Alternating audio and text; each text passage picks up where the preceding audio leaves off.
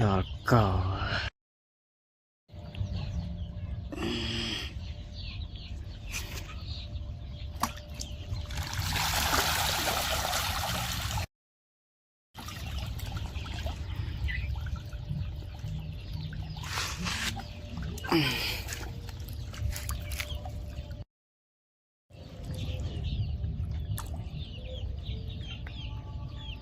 lối mà tôi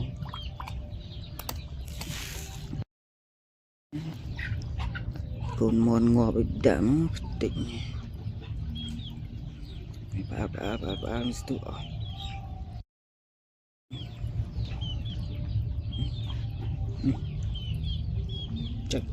chắc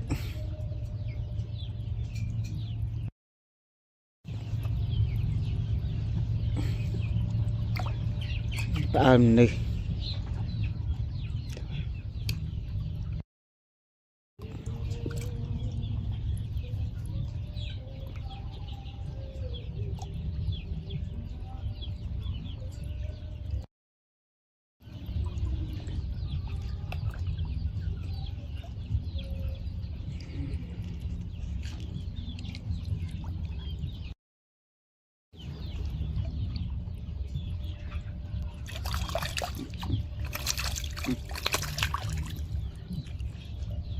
là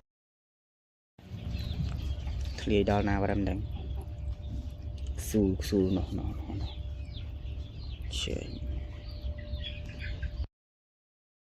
chân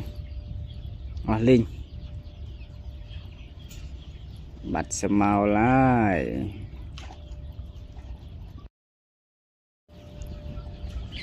linh chân này